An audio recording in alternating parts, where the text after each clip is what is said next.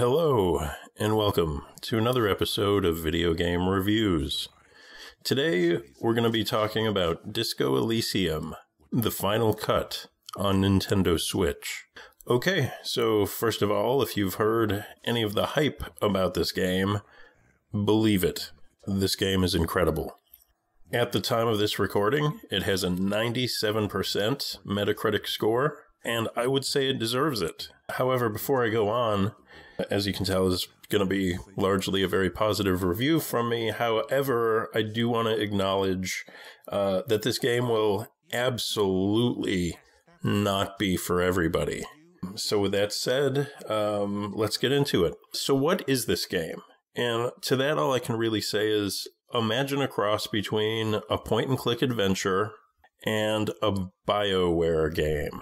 So it mostly consists of making interesting choices and having what are often rather long conversations. The graphics are all right. They're okay. They kind of have their own style, which is cool.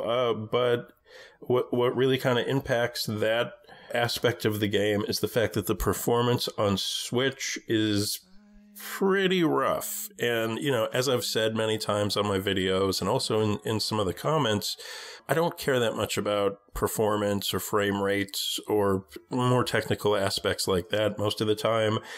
But it can get a little choppy here. But fortunately, the rest of the game is so good that I could not care less about the performance issues.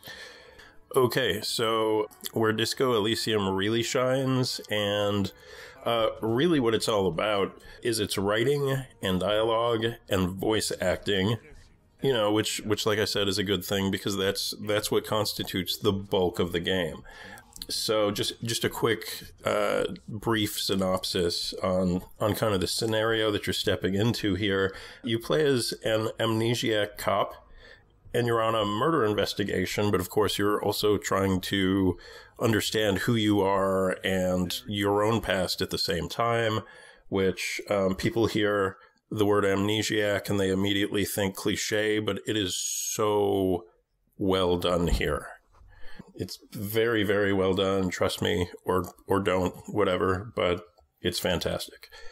So anyways, you spend your time gathering clues from the locals and interviewing suspects, and the characters, the way the characters, all of the characters in this game are written, they're complex, they're nuanced, they're believable as people that exist in this world. It's wonderful.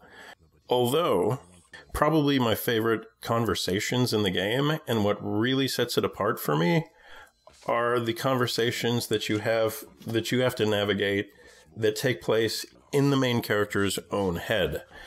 So he seems to have some sort of a fragmented personality disorder in which different aspects of his mind have different viewpoints and different voices, you know, or different perspectives. So, for example, his logical thinking might suddenly have an argument with his limbic system, or his impulsive side, or his empathic side, etc. You know, and you are making choices and navigating those conversations within your own head as well. You know, and sometimes those will pop up, like maybe before you fall asleep in the game, just as you're dozing off, you'll get the mental chatter that many of us experience to some degree or another. Or sometimes the main character will just drift off into these internal dialogues in the middle of a conversation with someone else, which I personally find that to be fairly true to life, to my experience of life anyways. So it's just I've never seen a game do that before, and certainly not to this extent. So that was just very, very interesting to me and very well executed. And this is an amazing game to play while relaxing in the evening, as there actually is no combat or really any frustrating puzzles, in my opinion. There's a little bit of exploration, but mostly the game is a long series of interesting choices and conversations. It was a very zen experience for me. At no point was I wondering, you know, when is this going to be over? When are they going to wrap it up here? I just enjoyed the ride from start to finish. And the ending, there are a few different endings, but the ending could potentially seem a little lackluster.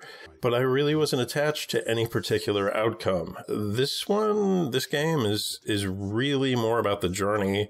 I feel like there are so many potential ways to play the game that it almost forces you to just be okay with whatever choices you make, if that makes sense, which is a great thing for me because I don't want to get OCD. And this game, I feel like there's so many different ways you could play this game that you can't be OCD. Like I feel like you can't even try to see and do absolutely everything. You just choose what you choose and you have to be okay with it, which is cool.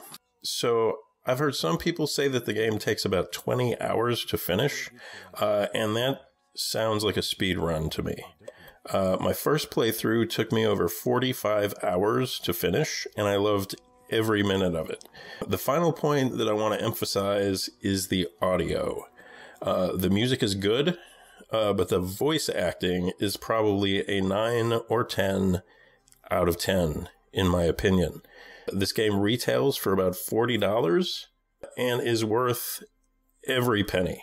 Again, in my opinion, this is one of the best games on the Switch and an absolute must-own. Unless the premise sounds just unbelievably boring to you. You know, if you don't like BioWare games, if you don't like storytelling, dialogue, that sort of thing, then this may not be your game. But if anything that I've said sounds like it would appeal to you at all, just buy it. Just buy the game. I will also add that to my aging eyes, even with glasses on, it's better to play this in docked mode rather than handheld. But I would say that about the vast majority of games. You know, and then also I will say to that point that there's not really a lot of reading that you would have to do because everything is voice acted. So even though there's a lot of dialogue, you just kind of need to be able to read what your choices are. And that, for me at least, was manageable enough, even in handheld mode. But I'm old and I prefer the big screen. Anyways, I think that pretty much does it. Thanks for watching. Please click like, subscribe, and the little notification bell thing. And I'll see you guys next time, whenever that may be. Bye-bye. The morning light hurts your eyes. It's hazy. The shards face outward. Whatever broke this window came from the inside. A fine web of scarring covers the back of your right hand, but none of it is recent. More likely a projectile than a held object. There are no fragments on the floor from pulling a tool back in after impact.